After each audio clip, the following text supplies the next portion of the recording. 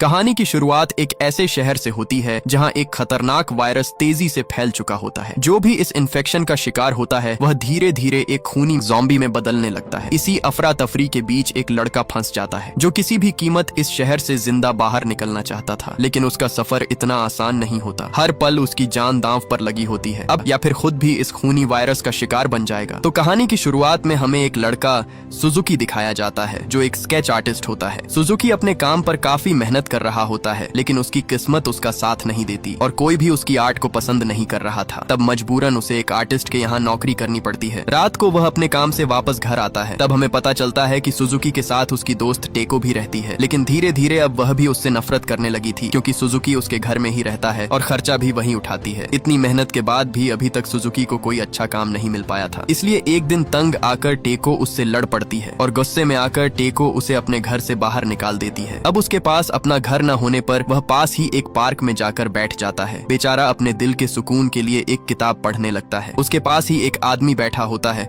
जो दर्द से तड़प रहा था, लेकिन सुजुकी उस पर ज्यादा ध्यान नहीं देता। अगली सुबह सुजुकी सीधा अपने ऑफिस में आता है। इसी दौरान न्यूज में बताया जा रहा था कि कल रात ही पूरे शहर में एक खतरनाक वायरस फैल चुका है। जो लोग भी इस वायरस का शिकार हो रहे हैं वो एक बेरहम ज़ॉम्बी में बदलते जा रहे हैं और एक दूसरे को बेरहमी से काट कर मार रहे हैं। अब तक 4 लोग इसकी चपेट में आ चुके हैं। इसी दौरान उनकी एक कॉलीग की तबीयत बिगड़ने लगती है, जिसकी वजह से वह ऑफिस से बाहर चली जाती है। सुजुकी को उसका दोस्त बताता है कि मेरे घर के पास ही एक घर है, वहाँ भी एक आदमी इस वायरस की चपेट में आ गया है और अभी तक उसका कोई पता नहीं कि वह कहाँ है। वो बातें कर ही रहे थे। इसी बीच उनका बॉस उनके पास आता है जो अजीब सी हरकतें करने लगता है। सभी उसकी तबीयत के बारे में पूछते हैं, लेकिन किसी को यह नहीं पता था कि उसकी आंखें पूरी तरह काली पड़ती जा रही हैं। अब न्यूज में बाहर निकलने से मना किया गया था, इसलिए सब वहीं पर सो जाते हैं। रात को सुजुकी को उसकी दोस्त की कॉल आती है। कॉल पर टेको उसे बताती है कि कल रात जो भी हुआ मैं उसकी माफी मांगती हूँ। मैंने जज्बात में आकर तुम्हें बहुत कुछ उल्टा बोल दिया। सुजुकी फोन पर टेको से बात कर ही रहा था, तभी उसे आसमान पर हुई थी। इसी दौरान वह अचानक उठ जाती है। उठते ही वह एकदम से नीचे जा गिरती है। नीचे गिरते ही टेको अजीब तरीके से उछलने लगती है। खतरे से अनजान सुजुकी उसे आवाज लगा देता है। आवाज सुनते ही वह अजीब हरकतें करती हुई उसके पास आने लगती है और आते ही अचानक उस पर हमला कर देती है। वह उस पर अंधे की तरह टूट पड़ती है। सुजुकी भी वहाँ पूरी तरह फंस चुका था। उस वायरस का असर इतना खतरनाक था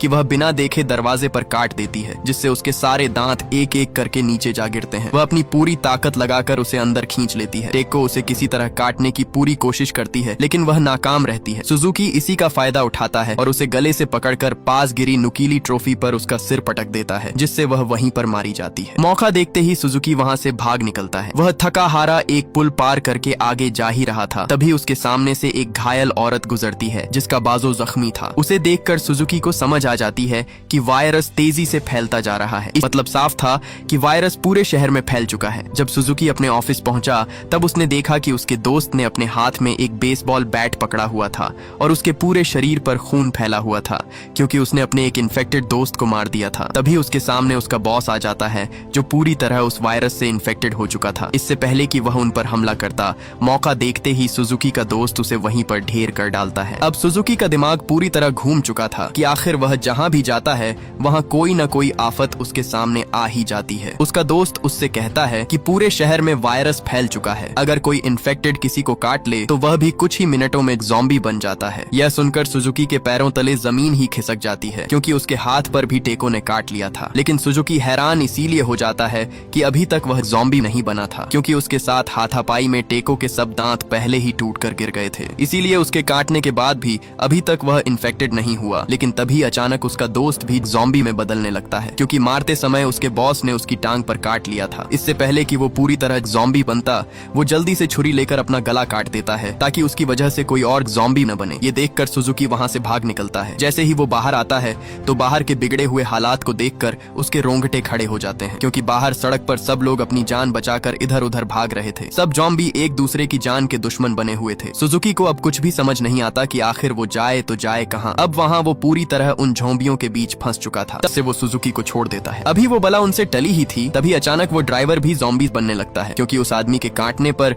वो भी धीरे धीरे पूरी तरह ज़ॉम्बीज बन जाता है। ज़ॉम्बीज बनते ही वो ड्राइवर अपने होश खो बैठता है और गाड़ी को फुल स्पीड में लगाकर तेजी से आगे बढ़ा देता है। गाड़ी उनके कंट्रोल से बाहर हो चुकी थी, इसलिए जल्दी से वो दोनों अपना सीट बेल्ट बांध लेते हैं। वो ड्राइवर उन पर हमला करने की कोशिश करता है, लेकिन इससे पहले कि वो उन्हें काट कर इन्फेक्ट करता, तभी उनकी गाड़ी जाकर दूसरी गाड़ी से टकरा टकरा जाती है। टकराते ही वो गाड़ी पूरी तरह तबाह हो जाती है, लेकिन खुशकिस्मती से उस हादसे में उन दोनों की जान बच गई थी। जब वो दोनों उठकर अपने सामने देखते हैं तो वहाँ पूरा शहर तबाह और बर्बाद हो चुका था। सब गाड़ियां एक दूसरे से टकराकर टूट फूट चुकी थी। थोड़ी देर बाद उन्हें मोबाइल में चलती हुई न्यूज में बताया गया कि पूरा शहर वायरस से तबाह होता जा रहा है। पूरा शहर ज़ॉम्बीज से भर चुका है। जो कोई भी इन्फेक्टेड हो रहा है वो ज़ॉम्बीज में बदलता जा रहा है और ज़ॉम्बीज बनी भूख के पीछे भाग पड़ता है, लेकिन उनकी भूख सिर्फ एक दूसरे को काटने से ही पूरी होती है। साथ ही उन्हें पता चलता है कि कुछ ही दूरी पर एक पहाड़ी माउंट फूजी है, जहां इस जानलेवा वायरस से बचने के लिए गवर्नमेंट ने कैंप लगाया है और जब तक इस वायरस का इलाज ढूंढ नहीं लिया जाता तब तक बचे हुए लोग उस कैंप में ही रहेंगे। जाते जाते उन्हें काफी रात हो जाती है, इसलिए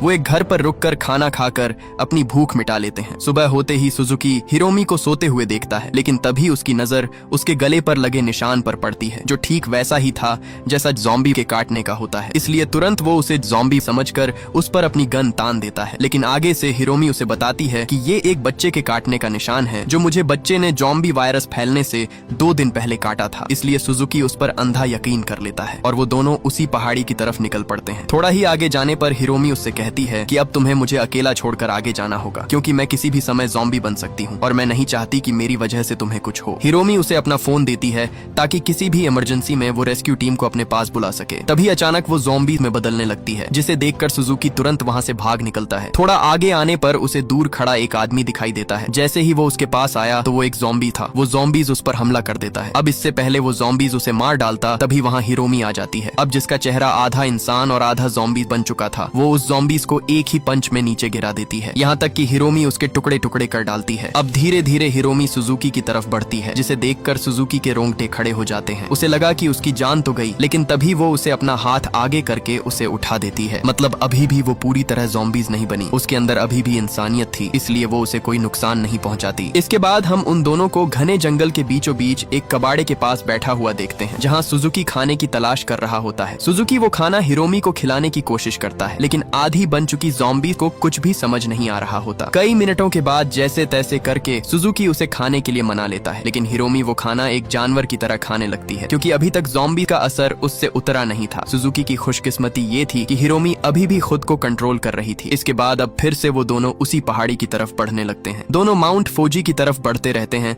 और इस सफर में कई दिन बीत जाते हैं। सुजुकी की हालत काफी खराब हो चुकी थी, दाढ़ी बढ़ जाती है, जिस्म थक चुका था, लेकिन फिर भी वो हिरोमी को संभाल कर आगे बढ़ता रहता है। बढ़ते हुए रास्ते में उसे एक शॉपिंग कार्ट मिलती है, जिसे देखकर वो समझ जाता है कि वो पहाड़ी यहाँ से थोड़ी ही दूर होगी। वो उस कार्ट में से अपने लिए कुछ खाना ढूंढता है, लेकिन उसे वहाँ कुछ भी नहीं मिलता। वो हिरोमी को उस कार्ट में बिठाकर सफर जारी रखता है। इतनी मुश्किल के बाद और कई दिनों तक भूखा रहने के बाद भी अभी तक वो अपनी हिम्मत नहीं हारा। कई मशक्कत के बाद पास ही वो फौजी आउटलेट पार्क तक पहुंच जाता है। पहुंचते ही उसके सामने किसी इंसान का नामो निशान तक नहीं था, बस उसके सामने ज़ॉम्बीज के हाथों मारे गए जले सड़े लोग ही पड़े थे। वहां आते ही सुजुकी शॉप के अंदर अपनी बिगड़ी हालत बदलने के लिए कुछ कपड़े देख ही रहा होता है। तभी अचानक एक पर सुजुकी के सामने इन सब लोगों का लीडर लूरा खड़ा हुआ था। वो उसे यहाँ खुशामदीद करता है। लूरा उसे एक जगह पर ले आता है जहाँ जरूरत की हर चीज थी। लूरा उससे कहता है कि अगर तुम्हें किसी भी चीज की जरूरत हो तो यहाँ से ले सकते हो। इसी दौरान उसकी नजर सुजुकी की गन पर पड़ती है, जिसे देखकर उसे वो गन बहुत पसंद आती है, क्योंकि इन लोगों के पास ऐसी गन नहीं थी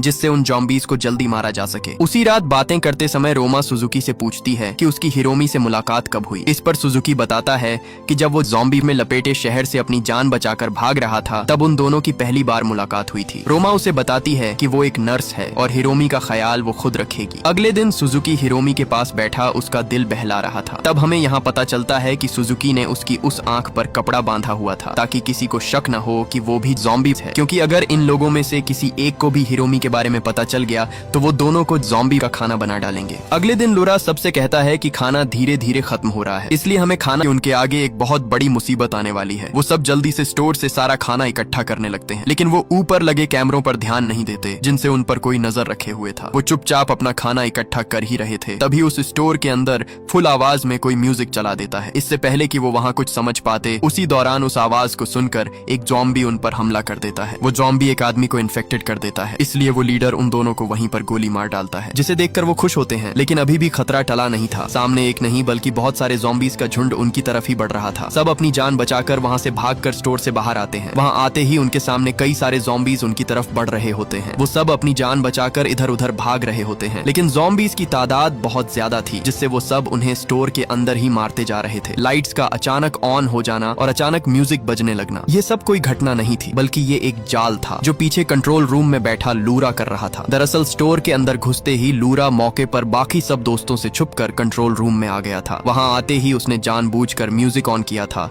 ताकि सब ज़ॉम्बीज का ध्यान उनकी तरफ चला जाए और वो खुद गाड़ी लेकर वहां से भाग सके। इधर बाहर खड़े सब ज़ॉम्बीज अंदर हलचल सुनकर स्टोर की तरफ बढ़ने लगते हैं। सब ज़ॉम्बीज को अपनी तरफ आता देखकर सुजुकी एक अलमारी में छुप जाता है। वहीं दूसरी तरफ बिल्डिंग के नीचे एक अजीब सा ज़ॉम्बी घूम रहा था जो बहुत तेजी से भाग रहा होता है और अचानक वो एक बहुत ही बड़ी जंप लगाकर सीधे बिल्डिंग के ऊपर लगे टेंटों पर आ गिरता है। वहाँ एक लड़की उसे देख लेती है, लेकिन उससे पहले वो वहाँ से भाग पाती। अगले ही पल वो सबको काट कर वहीं पर ज़ॉम्बी बना देता है। इधर जैसे ही लुरा ने बाकी बचे लोगों को बाहर भागते हुए देखा, तब उसने चालाकी से स्टोर का मेन गेट खोल दिया। जैसे ही वो गेट खुला, सब ज़ॉम्बीज अंदर घुसने लगे। अब उधर ऊपर बिल्डिंग पर सब ज़ॉम्बीज अलर्ट हो जाते हैं। अब उन दोनों का वहाँ रुकना खतरा था, इसलिए रोमा हिरोमी को अपनी पीठ पर बैठाकर बिल्डिंग से नीचे उतरने लगती है। वो जल्दी से भागती हुई स्टोर के अंदर आ जाती है, जहाँ उसके सामने लूरा खड़ा था। अचानक उसकी नसें काली पड़ने लगती हैं और देखते ही देखते वो पूरी तरह ज़ॉम्बी में बदल जाता है। वो हाथ धोकर उन्हें मारने के लिए दोनों के पीछे पड़ जाता है, लेकिन इससे पहले वो उन्हें भी ज़ॉम्बी बनाता, तभी मौके पर वहाँ सुजुकी पहुंच जाता है। वो अपनी गन से सही निशाना लगाकर उसका सर फोड़ देता है। इसी दौरान उन्हें बाकी बचे लोग भी मिल जाते हैं। अब वो सब अपनी जान बचाकर वहाँ से भागते हैं, क्योंकि अब एक या दो ज़ॉम्बीज नहीं